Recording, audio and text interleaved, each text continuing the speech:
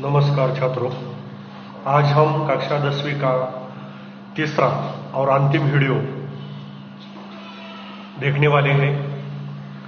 भारत महिमा इस कविता पर कुल मिलाकर 3 वीडियो हो चुके हैं। पहले वीडियो में स्क्रीन पर जो पंक्तियां दिखाई देती हैं वो हो चुके हैं। वो दूसरे वीडियो में यहां से वो पंक्ति हो चुके हैं और यहां तक जो 4 पंक्तियां हैं इसका भी स्पष्टीकरण अध्यापन हो चुका है।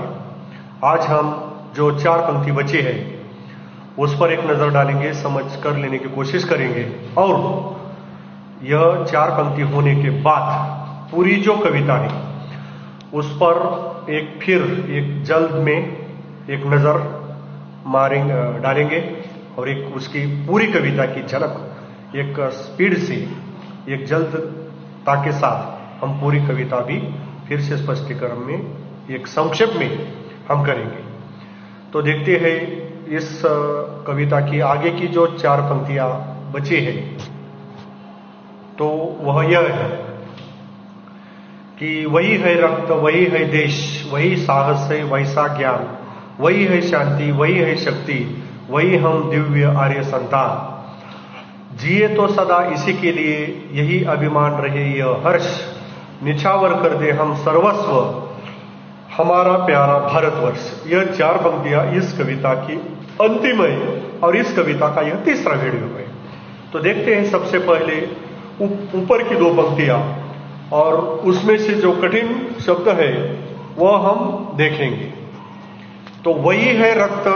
रक्त ये जो कोई कठिन शब्द नहीं है। रक्त इस शब्द का अर्थ जो है वह खून होता है। खून मराठी में और हिंदी में खून शब्द का अलग अलग अर्थ होता है। मराठी में खून यह शब्द का अर्थ हत्या होता है, लेकिन हिंदी में खून जब इस्तेमाल इस शब्द का प्रयोग करते हैं तो खून शब्द का अर्थ रक्त होता है। यह भी ये जो बारीक बारीक चीजें हैं, ये बातें हैं, यह भी छात्रों को ध्यान में लेना बहुत महत्वपूर्ण है। तो रक्त का अर्थ होता है खून। वही है रक्त, वही है देश, वही साहस है, वैसा ज्ञान, वही है शांति, वही है देश, वही है शक्ति, वही हम दिव्य आर्य संतान। आपकी समझ में आएगा इस पंक्ति में एक शब्द की पुनरावृत्ति हो चुकी है, रिपीटिशन हो चुका है। वही वही वही। ऐसा क्यों हो चुका है? कभी कभी क्या होता है, कोई चीज दूसरे लोगों को जब हम समझाने की कोशिश करते हैं उतनी आसानी से वे समझ नहीं सकते, इसलिए बार बार हमें कहना पड़ता है। बार बार उसी शब्द को, उसी बात को हमें बार बार दोहराना पड़ता है। इसलिए कवि ने आत्मविश्वास के साथ कहा है, इसमें कोई संदेह नहीं, इसमें कोई शंका नहीं। तो वही है रक्त, वही है देश, इसलिए वही वही यह जो शब्द है इसका उन्होंने वो बार बार यह शब्द जो है उन्होंने दोहराया है और इसलिए वे बार बार रिपीटेशन या पुनरावृत्ति वही उस शब्द का करते हैं। तो रक्त इस शब्द का अर्थ होता है खून, वही है देश, वही है साहस। साहस यह कोई कठिन शब्द नहीं है, फिर भी हम उसका अर्थ, साहस इस शब्द का अर्थ होता है धैर्य या ढाढ़स या निडरता, इस प्रकार। ज्ञान, जानकारी, विद्वत्ता, प्रभुत्व, इस प्रकार। तो हम सबसे पहले ऊपर की एक पंक्ति का अर्थ देखते हैं कि कवि कहना चाहते हैं, जयशंकर जी प्रसाद, कि हम आर्यों की संतान हैं। प्राचीन कालियों में आर्य समाज का उदय सिंधु या सप्त सिंधु के उस नदी के किनारे हो चुका है। हमारे जो पूर्वज हैं, हमारे जो खानदान है, हमारे जो वंशज है वो आर्य हैं और उन्हीं आर्य समाज का या आर्य दिव्य आर्य लोगों का रक्त या खून आज भी हमारे रगों में दौड़ता है। आज भी हमारे नस नस में उन्हीं का जो खून है वही दौड़ता है। मतलब आर्यों का खून हमारे शरीर में है, आर्यों का खून हमारे रगों में है, आर्यों का खून हमारे नस नस में है। इसलिए हमारे पूर्वज कौन है? आर्य है। और हम किनकी संतान हैं? आर्यों की संतान हैं। इसीलिए वही है रक्त। वही है रक्त मतलब किसका रक्त हमारे शरीर में है? आर्यों का रक्त है। आर्यों का क्यों रक्त हमारे शरीर में है? क्योंकि आर्य हमारे पूर्वज होते हैं। वैसे समाज में भी हम देखते हैं कि हमारे माँ होती है, हमारे पिताजी होती है, और उन्हीं का खून हमारे हृदय अंदर होता है, हमारे शरीर में होता है। माता पिता का खून हमारे शरीर में होता है। उसी प्रकार हम सभी भारतवासियों के शरीर में, हमारे सभी के शरीर में या देह में किसका रक्त है? आर्यों का रक्त है। क्योंकि आर्य हमारे वंशज है, आर्यों की खानदान है हमारी, इसलिए कहा है वही है रक्त। वही है मतलब आर्यों का ही रक्त आज भी हमारे भारतवासियों के रगों में, नसों में दौड़ता है। उन्हीं रक्त का, उन्हीं खून का आज भी अस्तित्व हमारे शरीर में है, क्योंकि हम उनकी संतान हैं। इसलिए वही है देश। आर्य भारतवासी थे, हम भी भारतवासी हैं। आर्य हमारे पूर्वज हैं, हम उनके वंशज हैं। हमारा भी देश भारत देश हो सकता है, हमारा कोई दूसरा देश नहीं है। इसलिए वही है देश। वही मतलब कौन सा? कि भारत देश। कि भारत देश में ही हमारा जन्म हो चुका है, इसलिए हमारा भी देश वही है, क्योंकि आर्यों का देश भारत था। वही साहस है, जो आर्यों में साहस था, जो निर्भीकता थी, जो निडरता थी। वे डरपोक नहीं थे, हिम्मत हारते नहीं थे, हिम्मत वाले थे, निडर थे और साहसी भी थे, वीर थे, पराक्रमी थे। और गुणों का गुण, ये जो गुण है, वही गुण आज भी हमारे भारतवासियों में बसते हैं। वही निडरता, वही साहसी, ये जो गुण है आज भी हमारे रगों में है। क्योंकि आपको मालूम है, राजा छत्रपति ने अद्भुत साहस दिखाया है, चंद्रगुप्त ने अद्भुत साहस दिखाया है, और वर्धमान महावीर हो, सम्राट अशोक ने भी बहुत पराक्रम या साहस या निर्भीकता या निडरता दिखलाई है। मतलब जो आर्यों में साहस था, वही साहस, वही निडरता आज हमारे अंदर भी है। हम आज भी डरते नहीं है। हम पर, भारत देश पर किसी पर आक्रमण किया, हम डरने वाले नहीं हैं।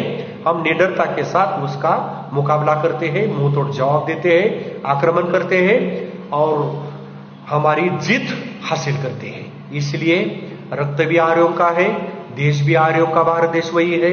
उनमें जो आर्यों में साहस था, वही साहस हमारे था। और वैसा ही ज्ञान, आर्य ज्ञानी थे, अनेक वेद उन्होंने लिखे हैं, अनेक बड़े बड़े ग्रंथ लिखे हैं। जानकारी का खजाना उन्हीं के पास था, और हम उसी की संतान हैं, उसी की परंपरा हम आगे आगे चला रहे हैं। तो आज ज्ञान की दृष्टि में भी हम इस भारत देश में कम नहीं है। आपको मालूम होगा, यह जो कोरोना की बीमारी है, आज भी भारत देश ने ही सबसे पहले इस टीके का जो संशोधन है वो किया है। जो लस बोलते हैं, अंग्रेजी में वैक्सीनेशन कहते हैं। कोरोना का जो टीका है, इसका अनुसंधान, इसका शोध भारत देश ने ही लगाया है।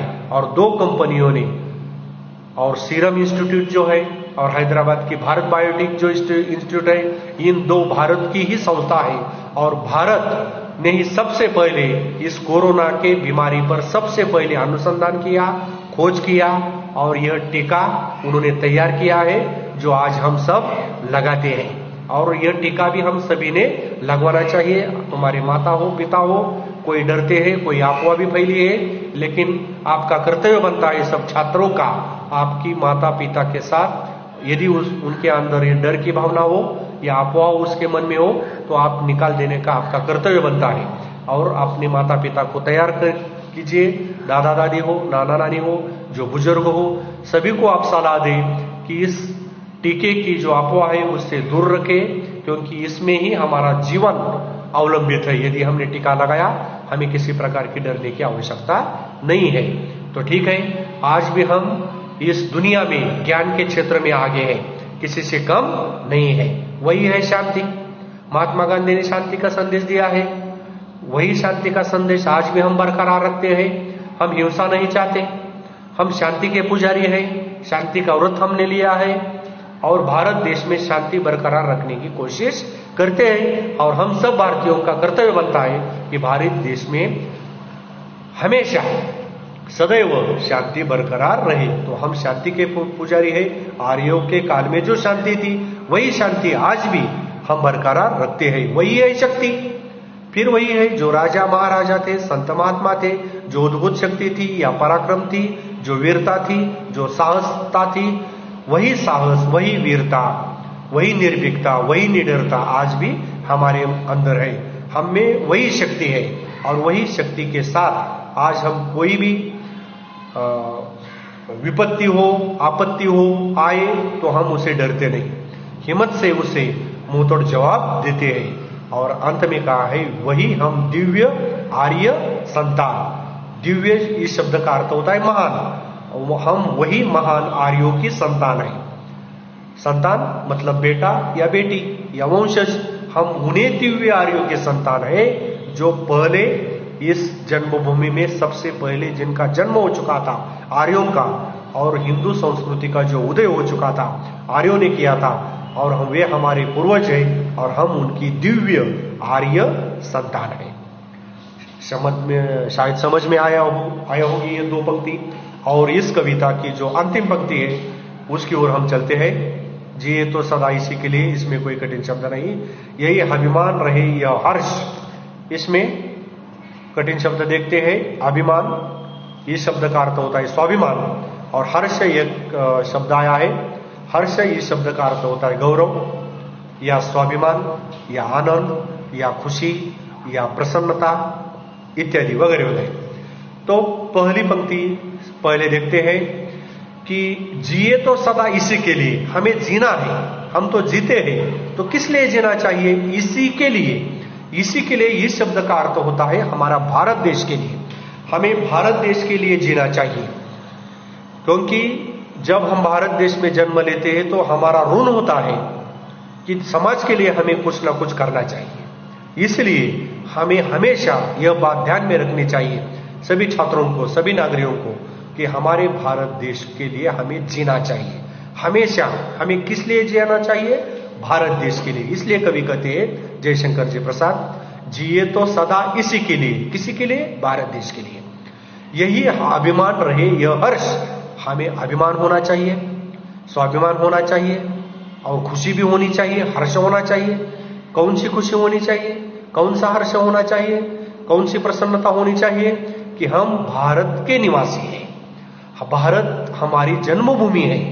इसलिए हमारे मन में गौरव की भावना होनी चाहिए, अभिमान की भावना होनी चाहिए, स्वाभिमान की भावना होनी चाहिए, प्रसन्नता की भावना होनी चाहिए, हर्ष की भावना होनी चाहिए और आनंद की भावना होनी चाहिए। कौन सी? कि यह हमारा भारत देश है, इस भारत देश के हम निवासी हैं, हमारी जन्मभूमि यह भारत माता है। अंतिम पंक्ति देखते हैं, निछावर कर दे हम सर्वस्व हमारा प्यारा भारतवर्ष। तो निछावर करना ये एक मुहावरा है, और भारतवर्ष ये कठिन शब्द है। तो निछावर करना, इस मुहावरे का अर्थ मैंने पद्य संबंधी जो आई थी यह मुहावरा, उस वक्त भी मैंने इसका स्पष्टीकरण किया था, फिर भी बताता हूं। निछावर करना इस शब्द का, इस मुहावरे का अर्थ होता है सर्वस्व अर्पित करना, बलिदान देना, प्राणों की आहुति देना। सर्वस्व मतलब पूरा, और भारतवर्ष इस शब्द का अर्थ होता है हमारा भारत देश। तो क्या कहा है देखिए इस अंतिम पंक्ति में, हमें किसके लिए जीना चाहिए? भारत देश के लिए जीना चाहिए।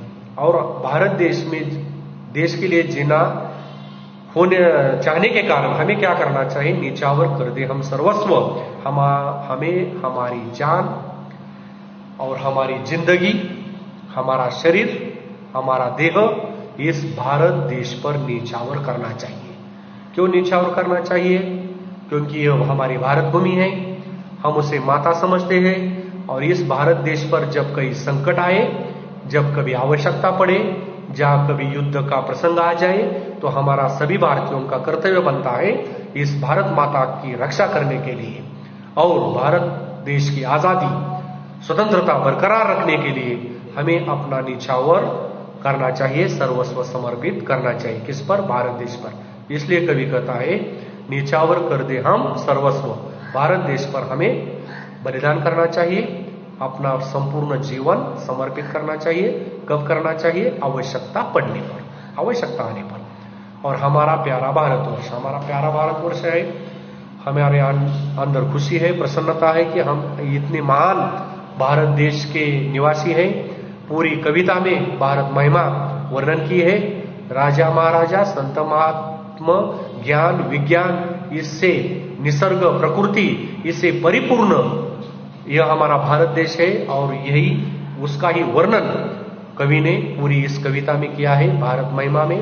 और यह भारत महिमा दुनिया में सर्वश्रेष्ठ है, अव्वल है, सभी क्षेत्रों में आगे है। इसलिए हमारे अंदर हर्ष होना चाहिए, खुशी होनी चाहिए, प्रसन्नता होनी चाहिए, आनंद होना चाहिए कि हम वही महान, अलौकिक, असाधारण भारत देश के निवासी है। भारत देश हमारी जन्मभूमि है और भारत देश को हम माता समझते हैं। तो ठीक है, इन 4 पंक्तियों के स्पष्टीकरण के बाद यह पूरी कविता अब समाप्त हो चुकी है।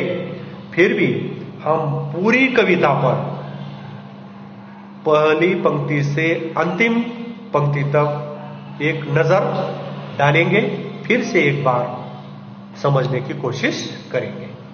तो यह है सब कविता।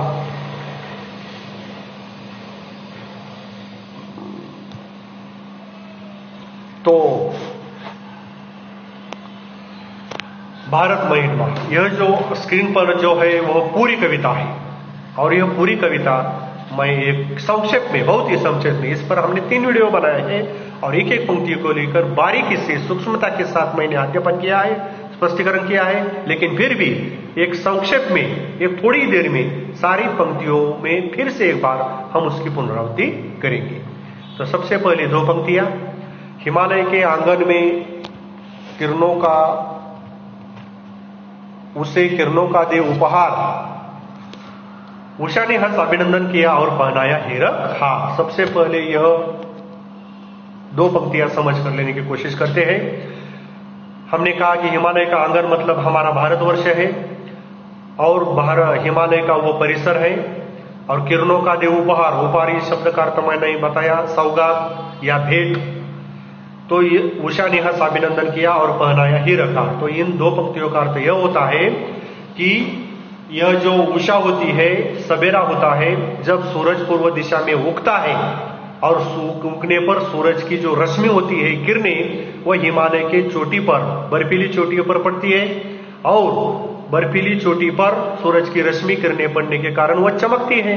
कैसे चमकती है? वह हीरे जैसी।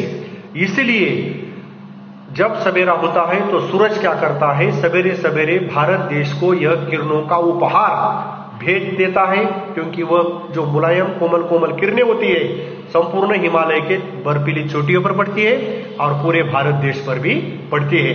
तो सुबह जो होती है किरणों का उपहार, इस हिमालय पर्वत को, पूरे भारत देश को किरणों का उपहार देती है। जो यह नजारा देखती है उषा सुबह, तो वह खुशी होती है और उषा भी हंसते हुए उस हिमालय पर्वत का और पूरे भारत देश का अभिनंदन करती है। और उषा भी क्या करती है? वह हीरों का हार उस हिमालय के बर्फीली चोटियों को और हमारे पूरे भारत देश को वह क्या करती है? गले में, भारत देश के गले में हीरे का हार डालती है, उसे भेंट देती है। अगली पंक्तियां। जगे हम लगे जगाने विश्व, लोक में फैला फिर आलोक, व्योमतम पुंज हुआ तब नष्ट, अखिल संस्कृति हो उठे अशो। तो यह 4 पंक्तियों में क्या कहा है? सबसे पहले दुनिया में हम जगे। हम जगे मतलब सबसे पहले ज्ञानी लोग भारतीय थे और भारतीय लोगों ने ज्ञानी होने के बाद पूरे विश्व में ज्ञान का प्रसार किया। लोक में फैला फिर आलोक, इसका मतलब ज्ञान का प्रकाश भारतीयों ने पूरी दुनिया में फैलाया। पहले खुद ज्ञान प्राप्त किया और सभी दुनिया में ज्ञान का प्रचार और प्रसार किया। व्योमतम पुंज हुआ तब नष्ट, अखिल संस्कृति हो उठी वश। इसका अर्थ व्योम मतलब आकाश, तम मतलब अंधेरा, पुंज मतलब समूह। तो आकाश से धरती तक अंधकार भरा हुआ था पूरे देश में, पूरी दुनिया में। तो किसका अंधकार? अज्ञान का अंधकार। तो अज्ञान का अंधकार आकाश से धरती तक भरा हुआ था। वह अज्ञान का अंधकार नष्ट हुआ। कब नष्ट हुआ? जब भारतीयों ने ज्ञान का प्रचार और प्रसार सारे दुनिया में किया तो अज्ञान का अंधकार ज्ञान का प्रकाश फैलाने पर नष्ट हुआ। और क्या हुआ? अखिल संस्कृति हो उठे अशोक। संस्कृति मतलब दुनिया, विश्व, पूरा जग। अखिल मतलब सारी दुनिया, सारा जग, सारा विश्व अशोक हुआ। अशोक ये शब्द का अर्थ दुख रहित। आगे की दो पंक्तियां, विमलवाणी ने विनाली कमल कोमल कर में सप्रीत, सप्त स्वर सप्त सिंधु में उठे छेड़ातम मधुर साप संगीत। देखिए, हमने हर एक पंक्ति का बारीकी से सूक्ष्मता के स्पष्टीकरण किया है, लेकिन फिर भी अब मैं संक्षेप में पूरी कविता का एक ही झलक में, एक ही नजर में पूरी कविता का स्पष्टीकरण कर रहा हूं। इसलिए मैं स्पीड के साथ और जल्दता के साथ मैं स्पष्टीकरण कर रहा हूं। बारीकी के साथ हमने 3 वीडियो किए हैं, वे भी आप देख सकते हैं, लेकिन पूरी कविता का संक्षेप में यह स्पष्टीकरण है। तो विमलवाणी मतलब सरस्वती, यह एक ज्ञान की देवता है। विमल मतलब पवित्र है, वाणी की देवता सरस्वती है। उन्होंने वीणा अपने हाथ में ली है और उनके हाथ कैसे हैं? कर, कमल, कोमल, कमल जैसे, कमल के फूल जैसे हाथ है, और कोमल मतलब मुलायम। वह वीणा उन्होंने कैसी ली? सप्रीत। सप्रीत मतलब प्रेम भावना के साथ, प्रेम के साथ सरस्वती यह जो देवती है, देवता है, ज्ञान का प्रतीक, उन देवी ने अपने कोमल जैसे, कमल जैसे हाथ में वह वीणा ली है। सप्त स्वर सप्त सिंधु में उठे छेड़ा तब मधुर साप संगीत। सप्त सुरों से संगीत का निर्माण हो चुके हैं। सा रे ग म प ध नी, यह जो बेस है, ये स्वर, इन 7 स्वरों से ही संगीत निर्माण हो चुका है। और सप्त सिंधु, मैंने कहा सप्त सिंधु के किनारे हमारे आर्यों का, संस्कृति का उदय हो चुका है। इसलिए सबसे पहला संगीत भारत देश ने निर्माण किया। सरस्वती ने वह वीणा छेड़ दी, संगीत निर्माण हुआ 7 स्वरों से, और बहुत ही मधुर संगीत का निर्माण हुआ।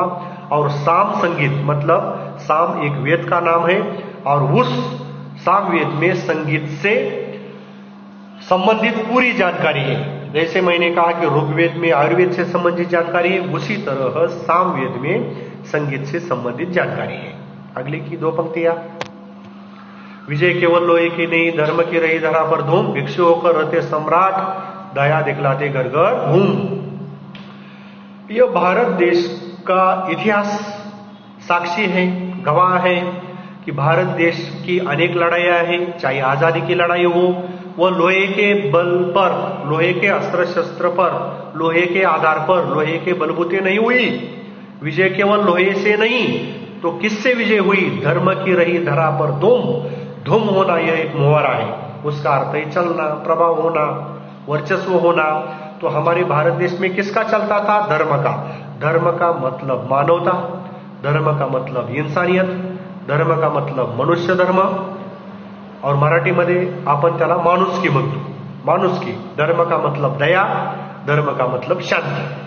तो ये सारे इतने अर्थ है। तो हमारे भारत देश की आजादी हमने धर्म के बल पर जीती, दया के बल पर जीती, शांति के बल पर जीती, अहिंसा के बल पर जीती, सत्याग्रह के बल पर जीती। यह जो सारे अर्थ है वह धर्म के हैं। तो भारत देश में किसका चलता था? धर्म का चलता था। और भारत देश ने आजादी की लड़ाई किसके बलबूते पर, किसके आधार पर जीत ली? धर्म के आधार पर। भिक्षु होकर रहते सम्राट, दया दिखलाते घर घर घूम। मैंने स्पष्टीकरण दिया है इसका कि वर्धमान महावीर हो, सम्राट अशोक हो, वे बड़े बड़े राजा थे, लेकिन जब उन्होंने युद्ध की हिंसा देखी तो उनका मन परिवर्तन हुआ और उन्होंने उस दिन से तय किया, प्रतिज्ञा ली, इसके बाद वे कभी भी हिंसा नहीं करेंगे, हिंसा की राह छोड़ देंगे और शांति का मार्ग अपनाएंगे। इसलिए वर्धमान महावीर, सम्राट अशोक, उन्होंने अपने राजपद का त्याग किया और वे भिक्षु बन गए, वे संत बन गए, वे महात्मा बन गए और दया दिखलाते घर घर घूम, हर घर घर जाने लगे, हर समाज में जाने लगे, हर गांव में जाने लगे, और जितने भी देश में वे जा सके वे उन देशों में जाकर उन्होंने क्या किया? शांति का प्रसार किया, भक्ति का प्रसार किया, दया का प्रसार किया और अहिंसा का प्रसार किया, सत्याग्रह का प्रसार किया, धर्म का प्रसार किया। यवन को दिया दया का दान, चीन को मिली धर्म की दृष्टि, मिला था स्वर्ण भूमि को रत्न, सिंहन को भी सृष्टि। देखिए यहां यवन शब्द आया है, आपके पास पुरानी किताब होगी तो वहां गौरी शब्द है, वह भी इस पंक्ति का स्पष्टीकरण करते समय मैंने आपको सब बताया है कि यह जो नई किताब है इसलिए यवन शब्द आया है, आपके किताब में गोरी शब्द होगा। तो मैंने दोनों शब्दों का वह रखते हुए स्पष्टीकरण किया है। यवन को दिया दया का दान, चीन को मिली धर्म की दृष्टि। ये शब्द का अर्थ, यवन शब्द का अर्थ है यूनान देश में रहने वाले लोग। तो यूनान देश में कौन रहता था? सिकंदर रहता था, और सिकंदर का जो प्रमुख सेनापति था सेल्यूकस, उन्होंने हमारे भारत देश पर, मतलब चंद्रगुप्त मौर्य यह राजा थे, उस राजा पर उन्होंने आक्रमण किया था और चंद्रगुप्त मौर्य ने उस यवन को, सेल्यूकस को पराजित किया था, परास्त किया था, हरा दिया था, पराभूत किया था। फिर भी चंद्रगुप्त मौर्य ने सेल्यूकस की जान नहीं ली। चाहे तो उसकी जान ले सकते थे, हम उसकी हत्या भी कर सकते थे, लेकिन हम शांति के पुजारी हैं, अहिंसा के पुजारी हैं। महात्मा गांधी ने हमें संदेश दिया है, आर्यों ने भी हमें संदेश दिया है, इसलिए हमें उसे छोड़ दिया, दया का दान दिया। किसे दया का दान दिया? सेल्यूकस को दिया। किसे दया का दान था? उस यवन को दिया। यवन मतलब यूनान देश में रहने वाले लोग। तो यवन देश में वह सिकंदर रहता था, सिकंदर का सेनापति सेल्यूकस भी रहता था।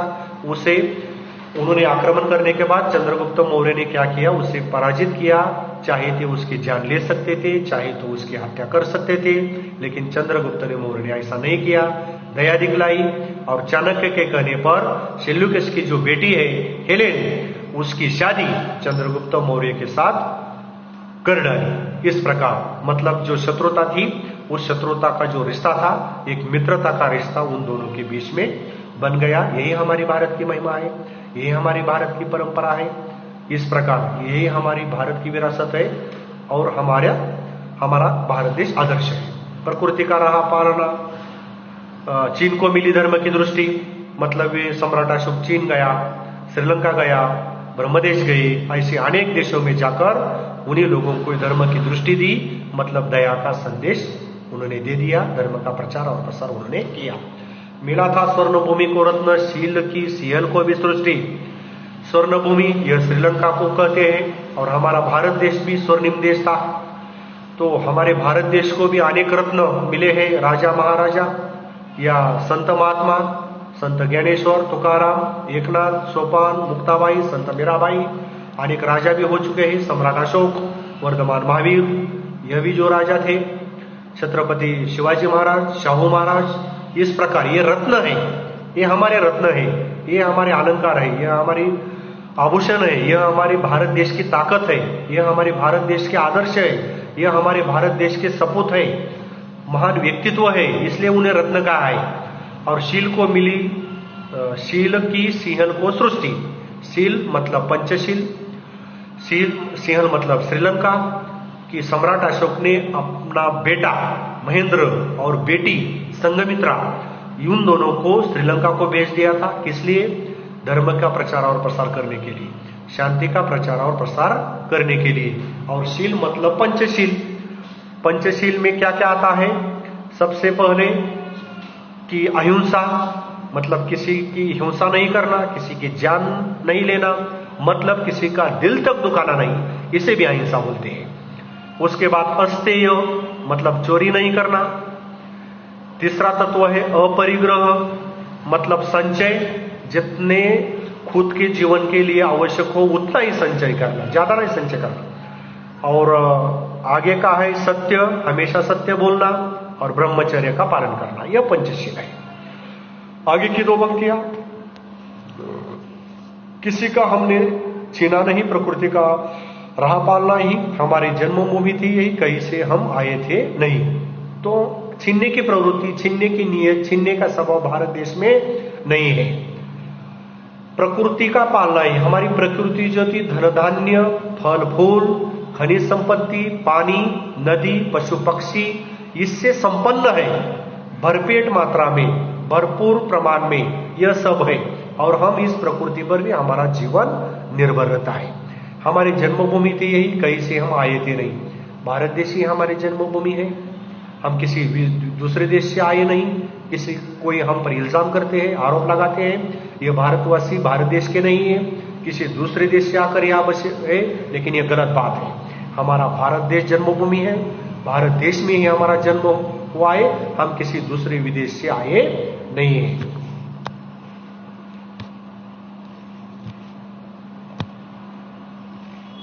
आगे की हम पंक्ति देखेंगे।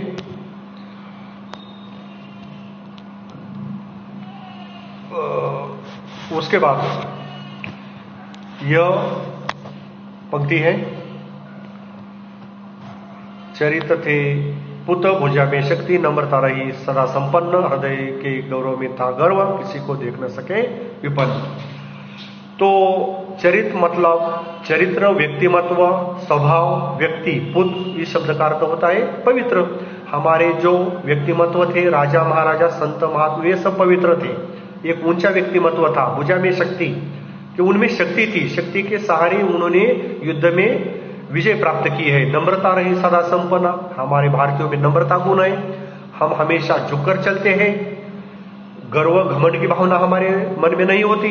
हृदय के गौरव में था गर्व, हमारे हृदय में गौरव है, गर्व की भावना है कि हम भारतवासी हैं। किसी को देख न सके विपन्न, विपन्न मतलब दुखी या गरीब, हम किसी को गरीब नहीं देख सकते।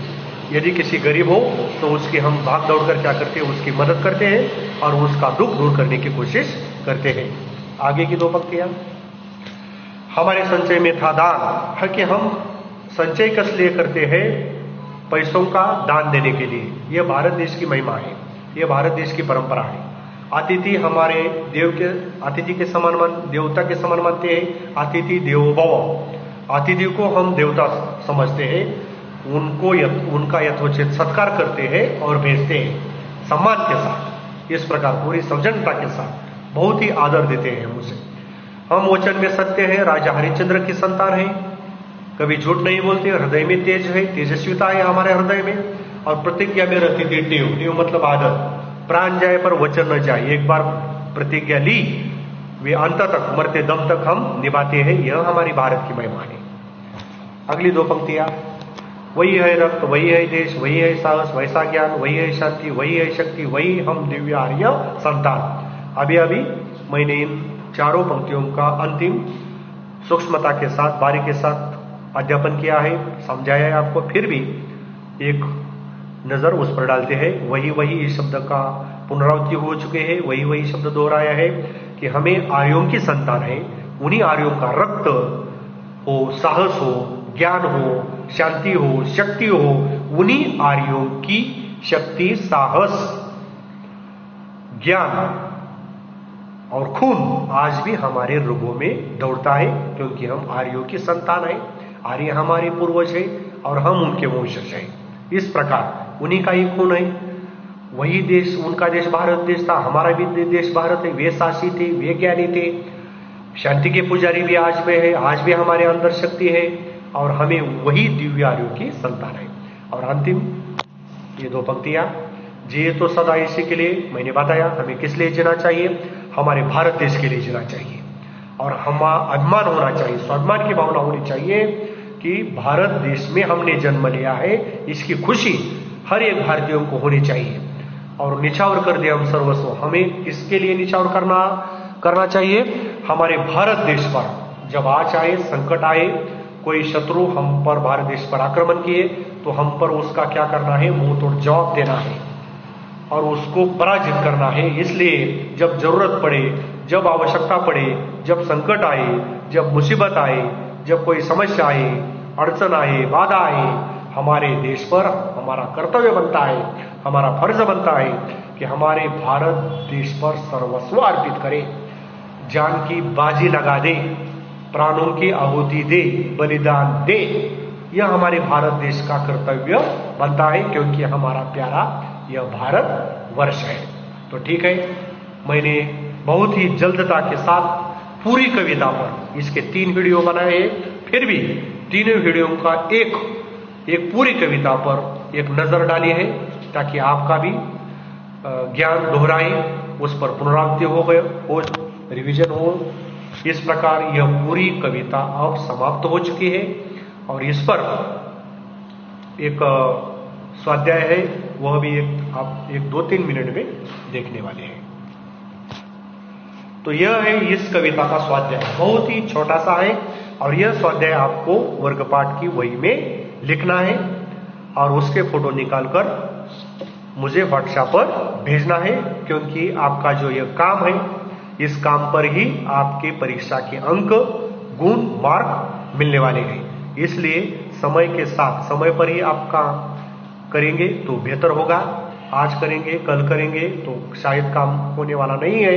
इसलिए यदि समय पर आप काम करेंगे तो आपको वह कविता भी समझ में आएंगी, आपके हाथ से वह प्रश्नोत्तर लिखने का जो प्रैक्टिस है, अभ्यास, वह भी हो सकता है और आपके दिमाग में यह पूरी कविता हमारे अंतिम परीक्षा तक, मार्च तक बोर्ड के वह जो ज्ञान दिया है शिक्षकों ने, वह आपके दिमाग में सही ढंग से रहेगा।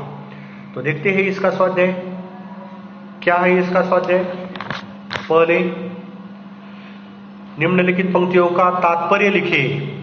तो एक एक अंक के लिए, एक एक मार्क लिए बोर्ड की परीक्षा में यह प्रश्न आ सकते हैं कि कहीं से हम आए थे नहीं। इसका स्पष्टीकरण क्या करना है आपको। क्या स्पष्टीकरण है इसका? कि हम भारतवासी हैं, भारत ही हमारी जन्मभूमि है, हम किसी विदेश से या दूसरे देश से आकर भारत देश में बसे नहीं, यह हमारा खुद का भारत देश है, हमारी जन्मभूमि भारत देश है और हम इस भारत देश के मूल निवासी है। इस प्रकार इसका उत्तर हो सकता है। आगे दूसरा प्रश्न है, इसका स्पष्टीकरण हुआ। दूसरा है वही हम दिव्य आर्य संतान। इसका स्पष्टीकरण क्या है? तात्पर्य कि हम भारतवासी हैं, आर्य हमारे पूर्वज हैं और हम उनकी संतान हैं, वही दिव्य आर्यों की हम संतान हैं। यही उत्तर हो गया एक एक अंक के लिए। बहुत ही सीधा साधा। उचित जोड़ियां मिलाई। देखिए यह जो है कुल मिलाकर 9 शब्द दिए हैं और एक शब्द एक्स्ट्रा दिया है, उसकी जोड़ी नहीं है, तो हमें 4 जोड़ियां लगानी है, 4 जोड़ियां। तो सबसे पहले संचय यह शब्द है, तो हम संचय किस लिए करते हैं? कविता में मैंने स्पष्टीकरण किया है किस लिए संचय करते हैं हम? दान के लिए। तो संचय और दान, इसकी जोड़ी हो गई संचय और दान। मतलब अ कॉलम में संचय लिखना है, ब आ में दान लिखना है। आगे की जो यह है आगे की, तो आगे सत्य लिखा है, सत्य। तो सत्य, इसको कौन सी जोड़ी लगती है कि सत्य को हम वचन में सत्य, इसलिए सत्य को कौन सी जोड़ी लगती है? वचन। इस प्रकार वचन। अगला शब्द है अतिथि। अतिथि, अतिथि को हम देवता के समान मानते हैं, अतिथि देवो भव, इसलिए अतिथि को कौन सी जोड़ी आएगी? देव, देव जोड़ी आएगी। इस प्रकार आगे है रत्न, उसकी कोई जोड़ी नहीं है, वचन को हो चुका है, वचन में सत्य। दान भी हो चुका है, संचय। हृदय, हृदय में तेज, हृदय में तेज, तो हृदय और तेज ये एक जोड़ी हो चुके हैं, मतलब 4 जोड़ियां हो चुके हैं। संचय, दान, सत्य, वचन, अतिथि, देव और हृदय, तेज। इस प्रकार आगे देखते हैं कौन सी कृति है। कविता में प्रयुक्त 2 धातुओं के नाम यह लिखना है। 2 धातु हमें मालूम है, विजय केवल लोहे की नहीं, और स्वर्ण रत्न मतलब सोना और लोहा, ये 2 धातु के नाम है। आगे कौन सी कृति है देखते हैं। भारतीय संस्कृति की 2 विशेषता। भारतीय संस्कृति की अनेक विशेषता है, उनमें से सिर्फ हमें 2 विशेषता लिखनी है। कौन सी विशेषता है कि दानशीलता। हम संचय में था दान, दान देने के लिए हम संचय करते, तो दानशीलता यह भारतीय संस्कृति की विशेषता है। आतिथ्य सत्कार यह दूसरी विशेषता है। यह दानशीलता लिखना है, यह आतिथ्य सत्कार लिखना है, मतलब मेहमानों का सत्कार, मतलब मेहमानों का यथोचित सम्मान। इस प्रकार तो दानशीलता और आतिथ्य सत्कार यह भारतीय संस्कृति की विशेषता है। विवीर है, साहसी है, पराक्रमी है, निडर है, यह भी विशेषता है। इस प्रकार और आगे की कृति देखते हैं हम। आगे की अंतिम कृति प्रस्तुत कविता की अपनी पसंदीदा किन्हीं 2 पंक्तियों का भावार्थ लिखिए। कौन सी भी 2 पंक्तियां? मैंने 2 पंक्तियों को लेकर बारीकी से सूक्ष्मता के साथ स्पष्टीकरण किया है, इसलिए फिर भी इस कविता पर जो मैंने 3 वीडियो बनाए हैं, कौन सा भी वीडियो आप देख सकते हैं और कौन सी भी 2 पंक्ति देखिए, उसका स्पष्टीकरण मैंने किया है। वह स्पष्टीकरण आपको लिखना है अपने शब्दों में, तो वह भी आप लिख लीजिए। कौन सी भी 2 अंकों के लिए परीक्षा में यह कृति आ सकती है। और अंतिम जो है, निम्नलिखित मुद्दों के आधार पर पद्य विश्लेषण कीजिए। तो यह जो है, तो यह आप निकाल दिया है इस पुस्तक में से। यह जो प्रश्न है कुछ साल पहले था पद्य विश्लेषण, लेकिन यह जो कृति है यह परीक्षा से अब निकाल दी है, इसलिए यह लिखने की कोई आवश्यकता नहीं है। तो इसे छोड़कर जो बाकी का जो स्वाध्याय है आपको वर्ग पाठ के वही में वो आप लिख लीजिए और मुझे भेजिए, क्योंकि आपके काम पर ही आपको अंक मिलने वाले हैं। तो ठीक है, आज के इस ताशिका में यह पूरी कविता 3 वीडियो बनाए हैं और पूरी कविता का भी मैंने एक छोटी सी नजर डाली है। तो पूरी कविता भारत महिमा कक्षा 10वीं की यह अब समाप्त हो चुकी है और हम अगला वीडियो मैं अगले पाठ पर बनाने वाला हूं, उसका नाम है लक्ष्मी। उसके भी 3 या 4 वीडियो हम देखेंगे। 2-2, 4-4 पैराग्राफ को बारीकी के साथ, सूक्ष्मता के साथ, सभी कठिन शब्द हो, चाहे मुहावरे हो, चाहे संदर्भ हो, कोई भी हो, मैं उस अगले पाठ पर वीडियो बनाने वाला हूं। इस कविता पर मैंने एक ऑनलाइन टेस्ट 20 अंकों के बनाए हैं। यह 3 वीडियो भेजने के बाद मैं वो ऑनलाइन टेस्ट भी आपको भेजूंगा। वो ऑनलाइन टेस्ट आप ऑनलाइन भी छुड़ाइए और कितने अंक मिले उसका स्क्रीनशॉट निकालकर मुझे भेज दीजिए।